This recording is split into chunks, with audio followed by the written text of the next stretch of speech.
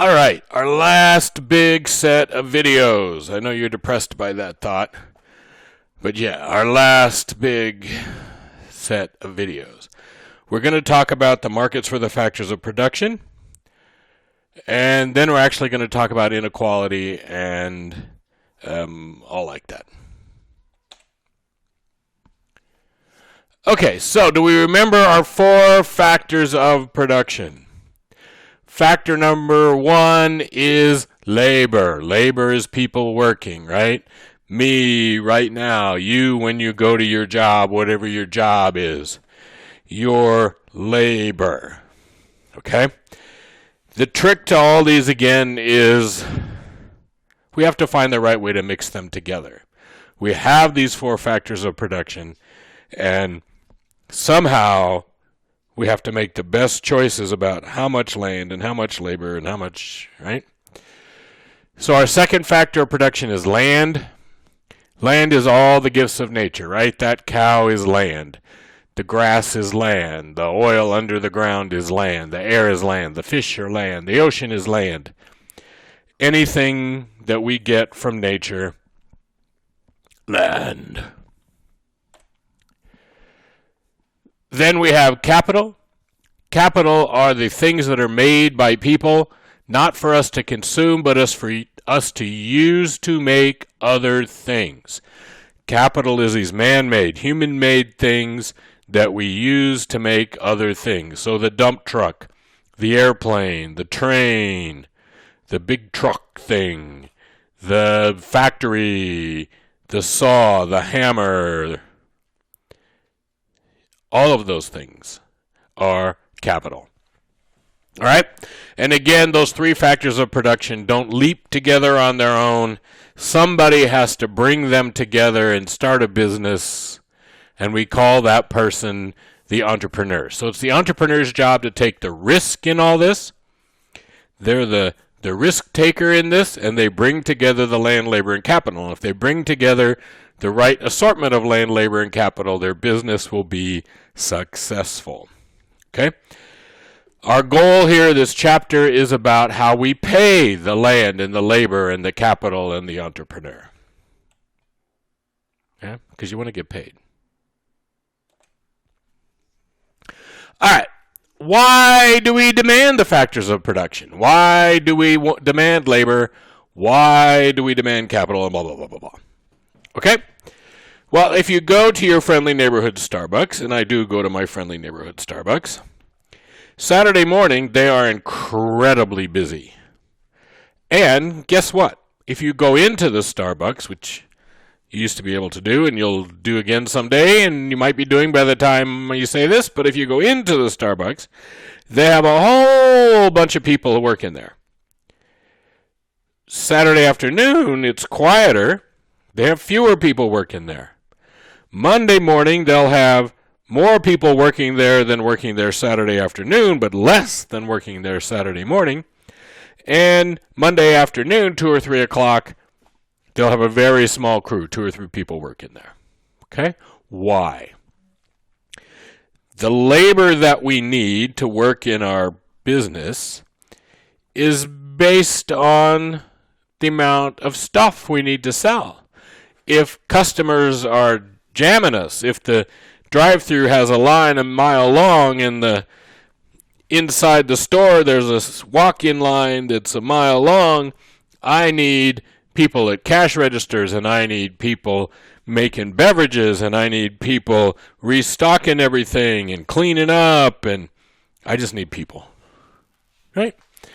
If it's, Tuesday afternoon and every 5 minutes somebody comes through the drive-through and, every now and then somebody walks in, well, now 2 or 3 people can run the whole place. Right? We have a name for this factor, this thing in economics, and we call it derived demand. The demand for a factor of production is not the demand for itself. We don't demand labor in and of itself. We don't demand capital in and of itself. The amount of a factor of production that we demand is derived for the demand of the product it produces. If you produce a product that nobody wants, there's no demand for your labor. There is no derived demand for your labor. The more people want the product you produce, the more they demand your work. You have a derived demand. Do we get that? The amount of labor that we want, the demand for labor is built on the demand for our good by consumers. Okay, so we have some technicality words here. We have the phrase marginal product, which we should already know what that means. The marginal product is the additional output I produce. So if there are 4 workers already working at Starbucks and we bring the 5th one onto shift, how much more work do we get done from that 5th person? How much more? Do we get 3 more beverages, 5 more beverages, 10 more beverages, 1 more beverages? How many more beverages do we get? The more beverages we get, that's the marginal product. If we have a car factory, we bring another worker in, how many cars do we produce from that worker? Do we get 1 or 2 or 3 or 4 or 10 or 12 or however many more cars we get from that worker? That's that worker's marginal product. The additional contribution they make, not the average contribution of all the workers, the additional contribution that they make. Then we multiply that times the price. So if we made 5 extra beverages an hour, when they bring me on, we get 5 extra beverages an hour. And the beverages average $3 a piece.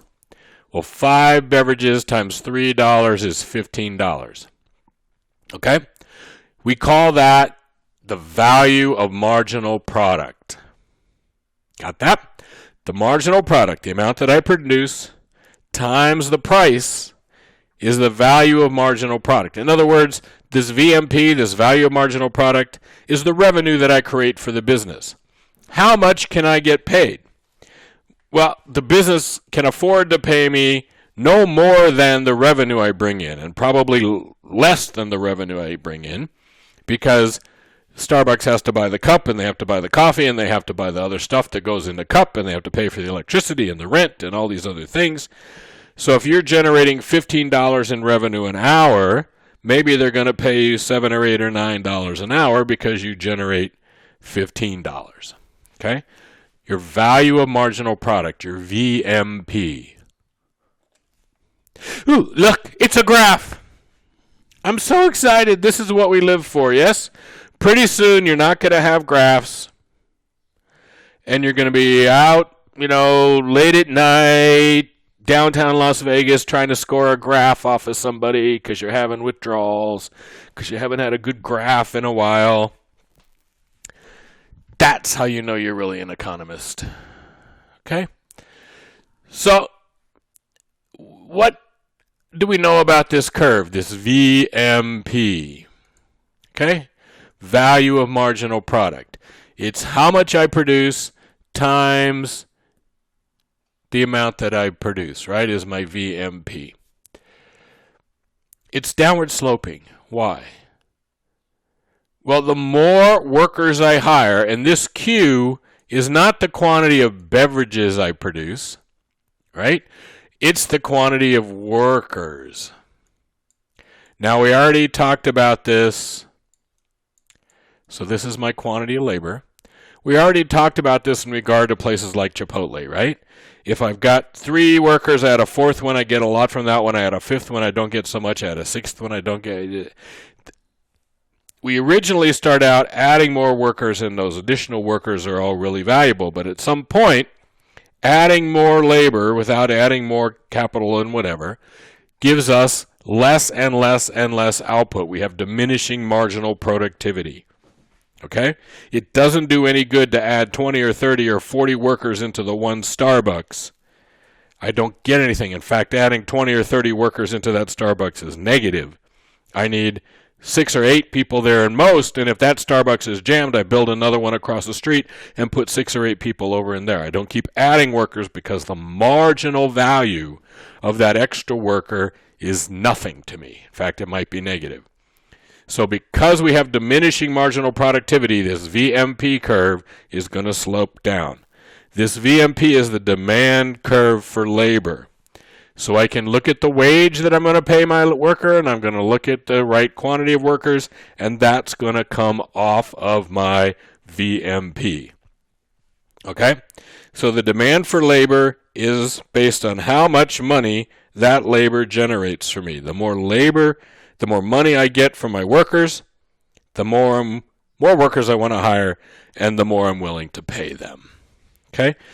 Hopefully that's kind of logical. Hopefully I could have asked you that question and you would have answered it that way without having to draw a graph. But it's nice to have a graph that says that, right? The more value my workers give me, the more workers I want, and the more I'll pay them. All right? So the VMP is demand. It can also be, and we'll talk about this in a minute, more often than not, economists use MRP instead of VMP, where they multiply the marginal revenue times the quantity instead of the price, right? VMP is P times MP, right? The marginal product.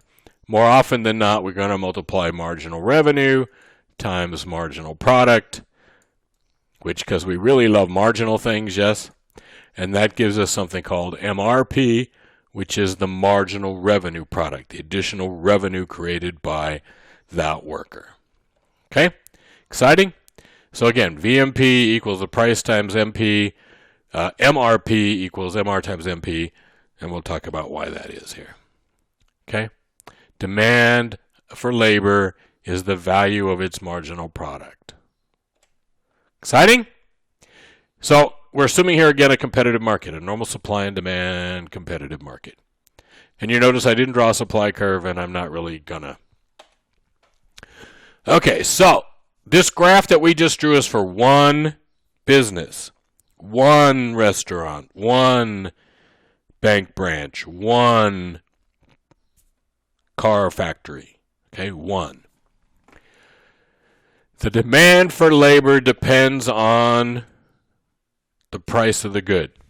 If price times marginal product is what gives me the wage I'm going to pay, or gives me the demand, then the price of the good increasing is going to increase the demand for workers.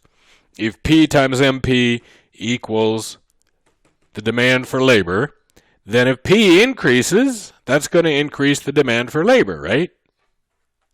I hope. Again, I'm willing to pay workers some amount based on the revenue they create for me. Okay? The price of the good has a big determinant of how much revenue I'm creating. If the price of the good's going up, the workers are creating more revenue, I can pay them more. If the price is going down, the workers are creating less, I can pay them less. Okay? Price of the other factors. So if capital is getting cheaper and labor is getting more expensive, what's the business going to do? Let me say that again. If capital is getting cheaper and labor's getting more expensive, what's a business to do? The answer is more capital and less labor.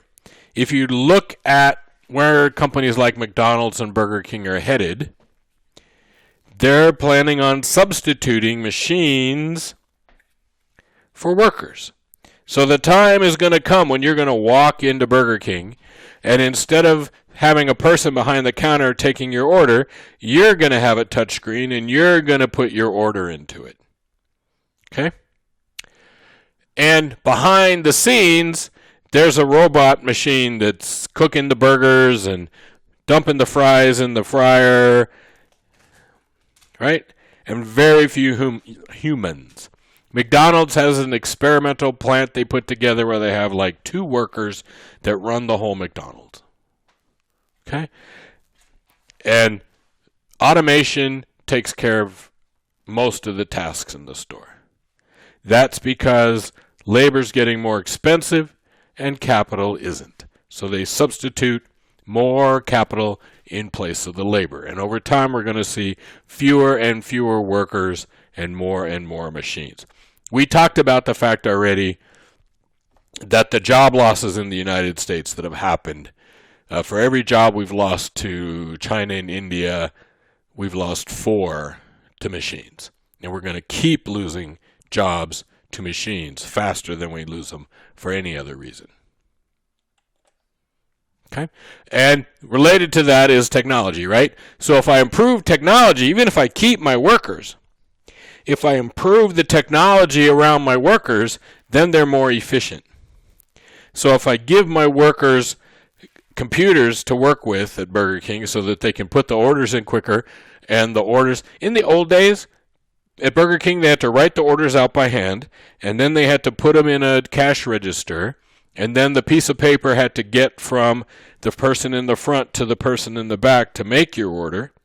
Now, here we have a machine at the front. We just put the order in. It takes care of all the pricing. You put your card in, blah, and it's instantaneously electronically sent to the back for the people to make the order. That technology makes your workers more efficient. It means they can process more orders in a shorter period of time. It means that you get more value out of your workers, more VMP. Yes?